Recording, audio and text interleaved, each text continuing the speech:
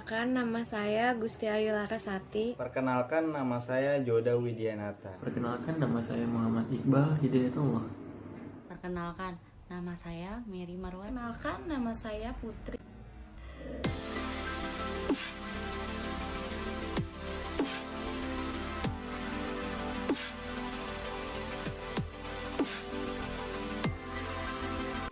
Halo semuanya, jadi di sini kami akan ngebahas tentang topik yang cukup menarik belakangan ini, cukup hype juga, yaitu tentang investasi dan pasar modal di Indonesia. Lanjut kita bahas ya. Jadi sebenarnya apa sih investasi itu? Investasi adalah suatu kegiatan menanamkan modal, baik secara langsung maupun tidak, dengan harapan pada waktu yang akan datang, pemilik modal akan mendapatkan sejumlah keuntungan dari hasil penanaman modal tersebut. Jadi singkatnya, investasi itu kita menanamkan modal, tapi kita mengharapkan keuntungan di masa depan dari modal yang kita tanamkan tersebut, gitu secara singkatnya. Terus latar belakang investasi adalah seiring dengan perkembangan zaman, para generasi milenial harus memikirkan rencana jangka panjang dan mempersiapkan masa depan yang cerah, salah satunya dengan cara investasi. Seperti yang kita ketahui, di era milenial ini tentunya banyak sekali tantangannya. Salah satunya adalah banyaknya pengangguran, banyaknya PHK. Tentunya hal tersebut menjadi problematika ya untuk kita semua. Dan juga tentunya kita mengharapkan masa depan yang cerah di masa mendatang. Caranya gimana sih? Tentunya di era selagi kita masa muda, kita harus mempersiapkan masa depan yang cerah. Salah satunya yaitu dengan cara berinvestasi.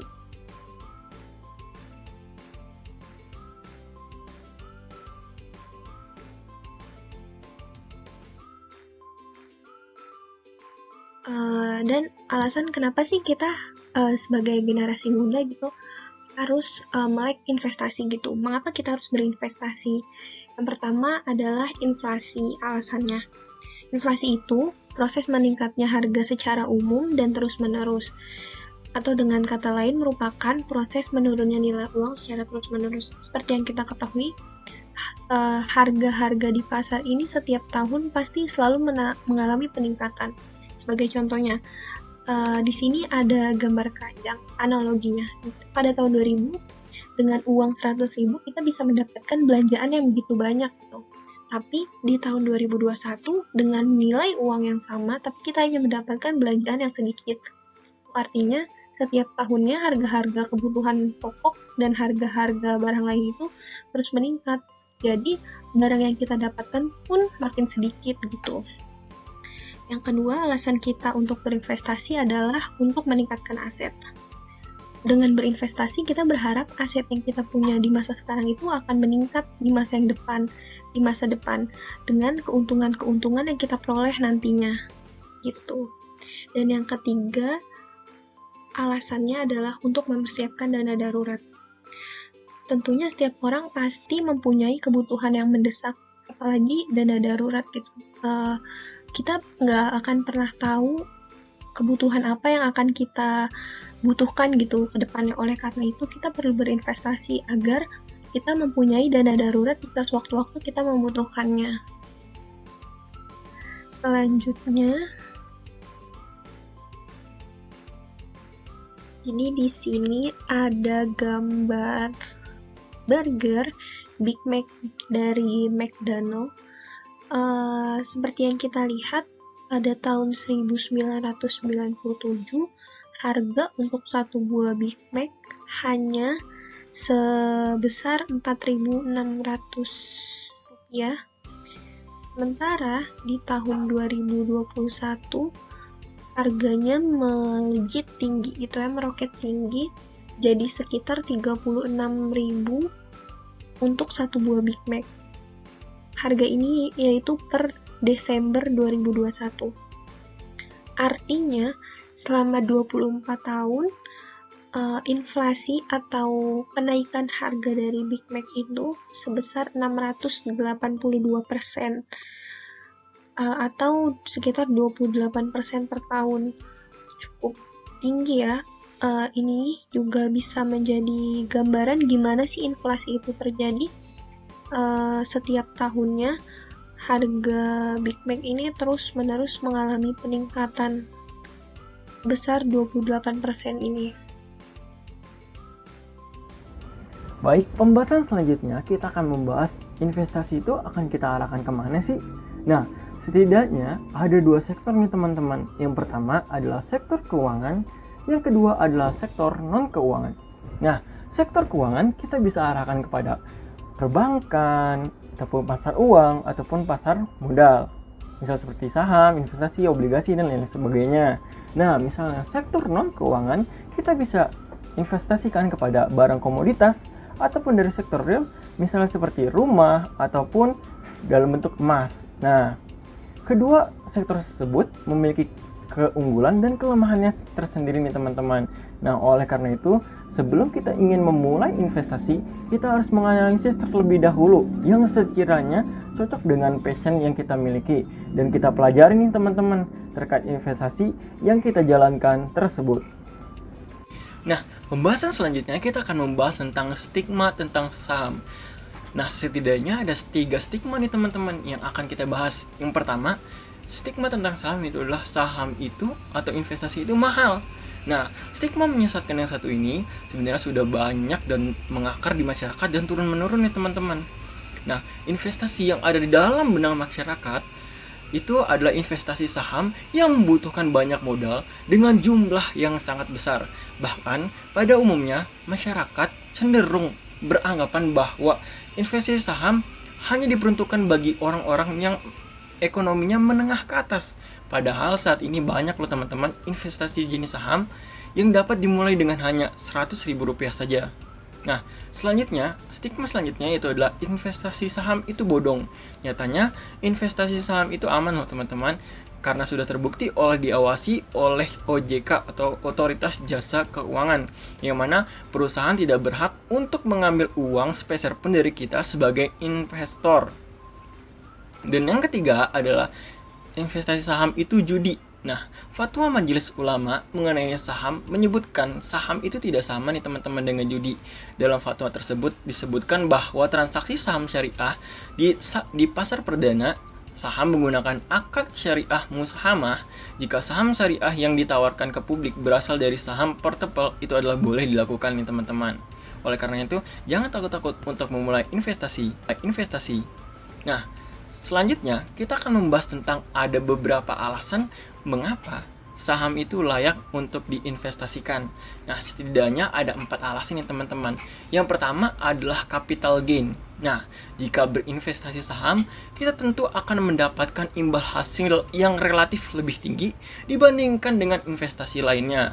Nah, jika kondisi tren pasar sedang naik, tentu kita akan mendapatkan keuntungan sekitar 20-30% akan lebih per tahun. Nah, kisaran keuntungan ini tersebut jauh lebih tinggi nih teman-teman daripada investasi lainnya, misalnya seperti tanah ataupun emas yang rata-rata kisaran keuntungannya hanya sebesar 10-15% saja per tahunnya. Nah, namun semua itu tetap tergantung nih teman-teman dari bagaimana kondisi pasar pada saat itu. Ketika kita ingin menjual, apakah dalam keadaan pasarnya dalam keadaan baik atau tidak, itu tergantung teman-teman. Nah, selanjutnya adalah dividen. Dengan berinvestasi saham, maka kita akan mendapatkan dividen yang diperoleh dari laba perusahaan. Dividen saham akan dibagikan sesuai dengan jumlah saham yang kita miliki. Nah, selanjutnya adalah risiko dapat dikelola. Nah, banyak investor mengalami kerugian dalam aktivitas penanaman modal karena mengakibatkan risiko investasi satu ini. Mengabaikan ya teman-teman, khususnya bagi para investor pemula yang belum mengalami atau memiliki pengalaman dalam kegiatan tersebut, sehingga hanya fokus pada keuntungan yang tinggi tetapi tidak memperhatikan atau memiliki ilmu penunjang yang cukup dalam berinvestasi. Nah, dalam berinvestasi kita memerlukan kemampuan dalam menganalisis aset ataupun produk keuangan, sehingga segala risiko yang timbul akan minim nantinya. Nah, selanjutnya adalah investasi saham itu mudah untuk ditransaksikan. Nah, tidak seperti yang kita bayangkan ya teman-teman. Investasi saham sebenarnya itu relatif sangat mudah dan praktis dalam proses transaksinya. Bila dibandingkan dengan instrumen-instrumen investasi lainnya, dengan investasi saham, maka kita tidak perlu membawa-bawa selembar sertifikat atau lainnya dalam proses jual beli. Bahkan beberapa investasi lain selain saham selalu membutuhkan perjanjian dan perlunya menyewa notaris guna memperlancar proses jual beli instrumen investasi tersebut. Ini jauh berbeda bila dibandingkan dengan investasi saham, di mana kita hanya perlu menghubungi broker atau melakukannya secara online untuk melanjutkan proses jual beli saham. Di sini saya akan menjelaskan tentang investasi saham. Nah, terbagi 3 di dalam investasi saham ini. Yang pertama, terpercaya. Kekhawatiran terbesar kita dalam berinvestasi adalah keamanan dana yang di-store. Keraguan orang terhadap investasi saham sering timbul karena khawatir akan dana investasi yang di-store akan diselewengkan oleh broker yang tidak bertanggung jawab. Namun, nyatanya berinvestasi saham merupakan salah satu alternatif yang aman karena pemerintah telah memberikan berbagai perlindungan terhadap investor saham. Yang kedua, ada mudah didapatkan.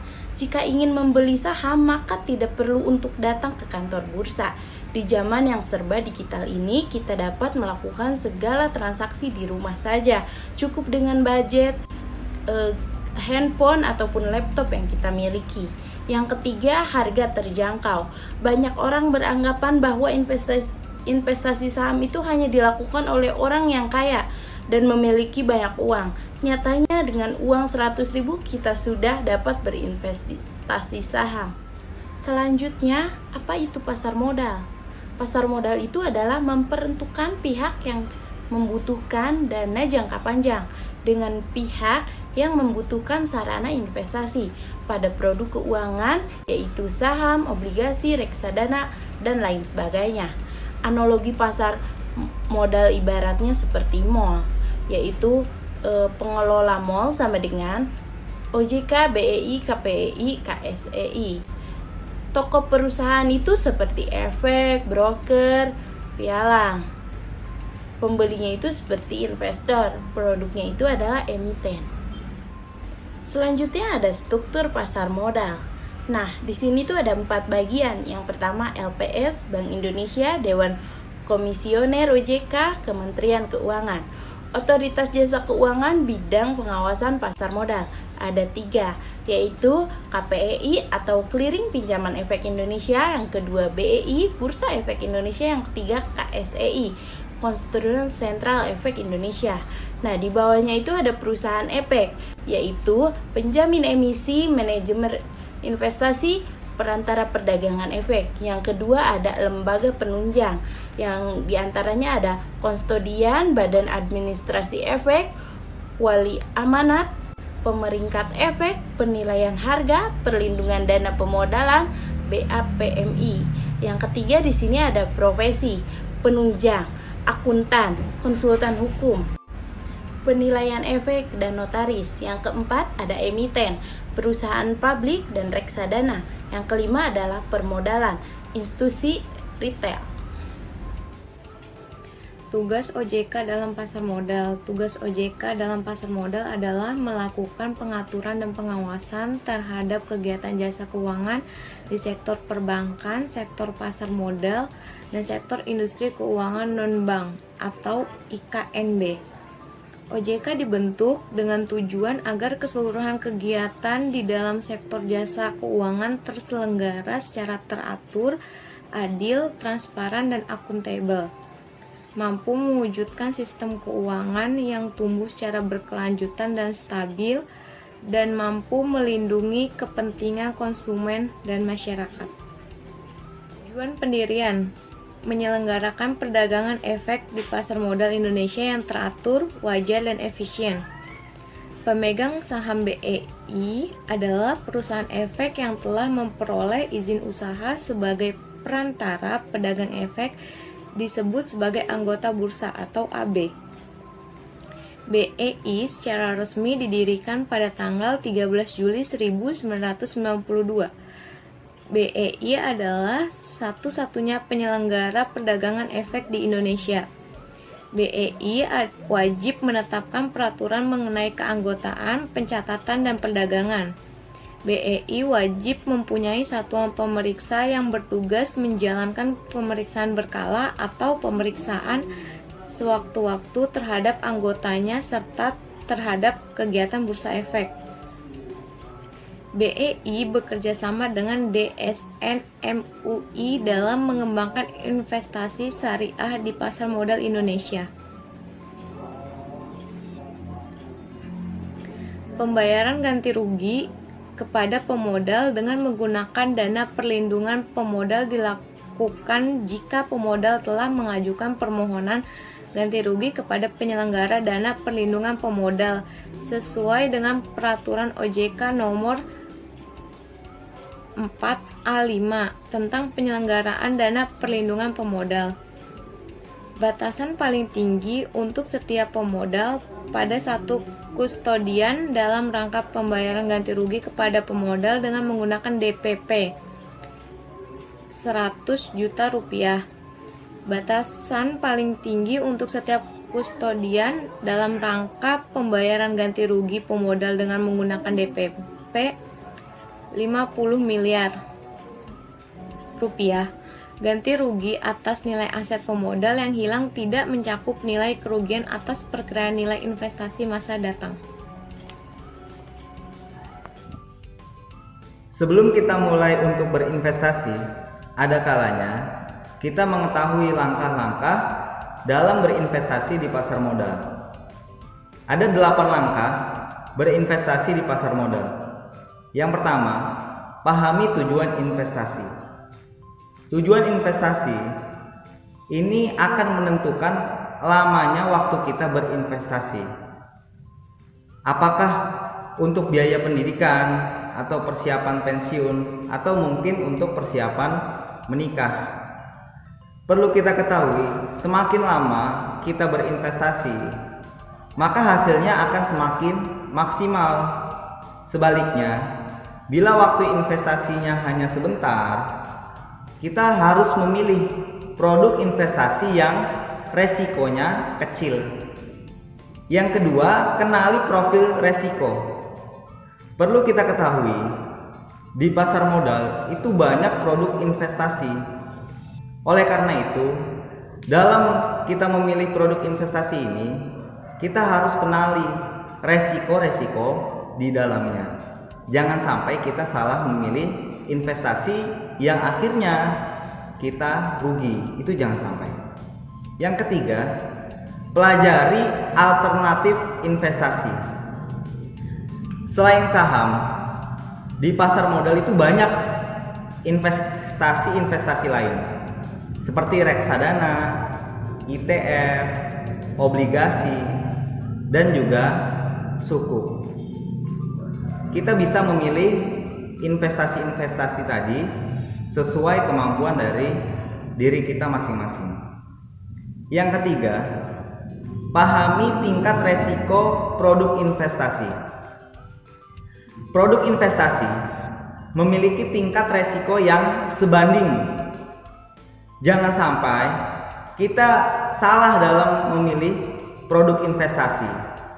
Jangan sampai kita keblinger saham gorengan yang kenaikan harganya itu bisa sangat fantastis, namun harga kemudian jatuh dalam hitungan menit. Ini biasanya sering dialami oleh para trader-trader. Yang kelima, tentukan batas investasi. Dalam berinvestasi, kita nggak boleh yang namanya serakah. Tetaplah berinvestasi sesuai kemampuan kita, atau istilahnya biasa disebut money management.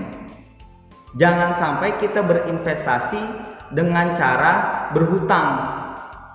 Pakailah uang dingin alias uang yang memang dialokasikan untuk berinvestasi. Yang keenam, tentukan strategi investasi. Dalam kita berinvestasi, Ini kita perlu sebuah strategi agar dapat memenangkan sebuah investasi untuk mencapai target yang telah ditetapkan. Yang ketujuh, manfaatkan jasa profesional apabila diperlukan. Ketika kita orang yang baru terjun di dunia investasi, orang yang awam mengenai pasar modal, namun kita ingin mengalokasikan dana kita di pasar modal, maka kita harus perlu mempertimbangkan untuk menggunakan jasa profesional sebelum memutuskan memasuki pasar modal. Tujuannya apa? Agar kita tidak salah langkah dalam terjun untuk berinvestasi di pasar modal. Yang kedelapan, pertahankan tujuan investasi. Yang kedelapan ini sangat penting karena apa? Dalam berinvestasi itu kita harus pertahankan tujuan awal untuk berinvestasi tadi. Contoh kita misalnya dalam berinvestasi ingin untuk menikah ataupun untuk biaya pensiun. Ini teguhkan hati kita, jangan sampai ya berhenti di tengah jalan. Itu jangan sampai. Dalam pasar modal itu sudah banyak emiten-emiten yang bergabung di Bursa Efek Indonesia. Jadi kita sebagai investor yang ingin berinvestasi itu ya ada kalanya kita memilih emiten-emiten yang memang resikonya kecil, dan juga kita juga bisa memilih yang mungkin keuntungannya sangat besar. Bisa kita lihat di sini ada seperti BCA, BNI, Unilever, Wika, dan banyak macam lainnya. Jadi jangan sampai kita salah memilih emiten. Jadi kita harus mengetahui emiten apa yang cocok untuk keadaan saat ini. Informasi tentang perdagangan saham di Bursa Efek Indonesia. Kita bisa melihatnya. Jika kita ingin beli saham di hari Senin, itu kita bisa membayarnya hingga di hari Kamis atau T+3, 3 hari kemudian. Atau mungkin kita ingin menjual saham, contoh kita menjual saham di hari Rabu, 3 hari berikutnya, Kamis, Jumat, karena Sabtu dan Minggu Bursa Efek itu libur, itu kita baru bisa menerima hasil saham yang kita jual itu di hari Senin. Transaksi saham menggunakan continuous auction system atau biasa disebut sistem lelang berkelanjutan yang didasarkan kepada order driven market melalui JATS-NEXT-G, Jakarta Automated Trading System Next Generation. Pihak yang boleh melakukan transaksi atau memasukkan order hanya anggota bursa atau disingkat AB, yang juga menjadi anggota clearing, biasa disingkat AB clearing. Investor melakukan transaksi saham melalui AB yang memiliki izin sebagai perantara perdagangan efek. AB atau anggota bursa akan mengenakan biaya transaksi untuk setiap transaksi yang dilakukan oleh investor. Transaksi dilakukan dalam bentuk scriptless dengan settlement T+3. Yang terakhir, transaksi dilakukan dengan remote trading system. Biaya transaksi di pasar sekunder. Poin pertama, komisi broker yang dibayarkan investor kepada AB maksimum 1% dari nilai transaksi. Yang kedua, komisi broker dikenakan PPN 10% yang dibebankan ke investor. Poin ketiga, nilai transaksi dikenakan pajak transaksi 0,1% atau hanya untuk transaksi penjualan saham. Poin terakhir, ilustrasi pengenaan biaya dalam transaksi jual beli saham WXYZ sebanyak 2 slot pada harga Rp5.000 per saham. Di sini terdapat tabel yang dimana ada keterangan, perhitungan, dan nilai uang. Pada keterangan beli, poin A nilai transaksi dengan perhitungan 2 lot dikali 100 lembar per lot dikali 5.000 dengan hasil nilai uang 1 juta. Poin B, komisi broker atau 0,3% dari nilai transaksi dengan perhitungan 0,3% dikali 1 juta dengan hasil nilai uang 3.000. Poin C, PPN 10% dari komisi dengan perhitungan 10% dikali 3.000 dengan hasil nilai uang 300. Total biaya pembelian saham poin B ditambah poin C dengan hasil nilai uang 3.300. Total uang yang dikeluarkan pada keterangan beli sebesar 1.003.300. Pada keterangan jual, poin A nilai transaksi dengan perhitungan 2 lot dikali 100 lembar per lot dikali 5.000 dengan hasil nilai uang 1 juta. Poin B, komisi broker atau 0,3% dari nilai transaksi dengan perhitungan 0,3% dikali 1 juta dengan hasil nilai uang 3.000. Poin C, PPN 10% dari komisi dengan perhitungan 10% dikali 3.000 dengan hasil nilai uang 300. Poin D, PPH 0,1% dari nilai transaksi dengan perhitungan 0,1% dikali 1 juta dengan hasil nilai uang 1.000. Total biaya penjualan saham poin B ditambah poin C ditambah poin D dengan hasil nilai uang 4.500. Total uang yang diterima dalam keterangan jual sebesar Rp995.700. Selanjutnya jadwal transaksi perdagangan. Pre-opening Senin sampai Jumat pukul 08.45 sampai dengan 08.55 waktu Indonesia Barat.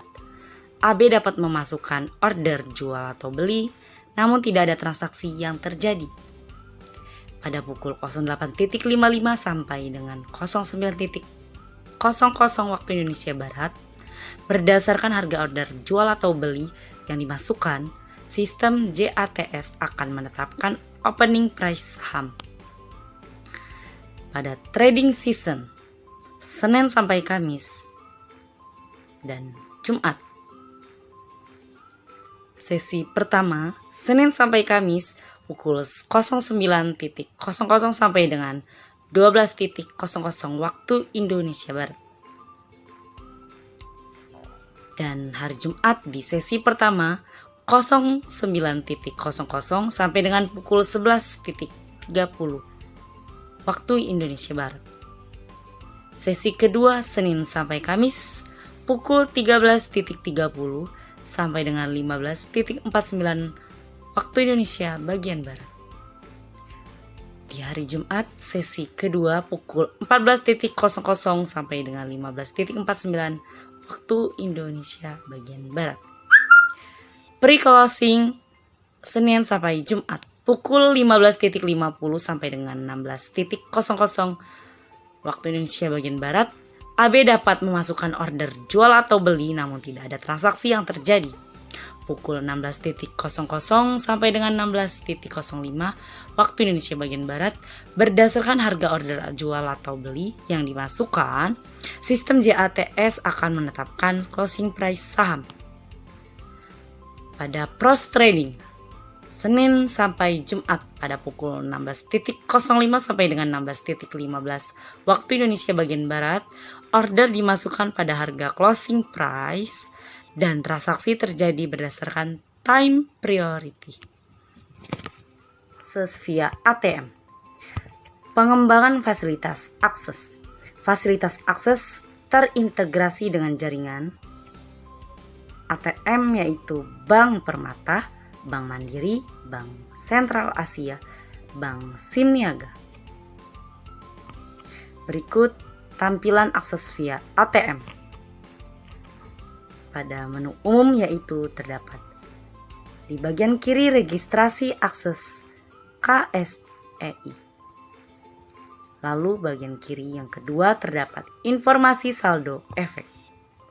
Pada bagian kanan terdapat informasi saldo, RDN penarikan, dan lalu di bawahnya ada dana RDN.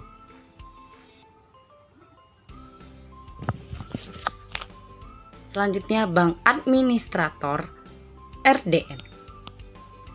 Kerjasama KSEI dengan bank administrator RDN.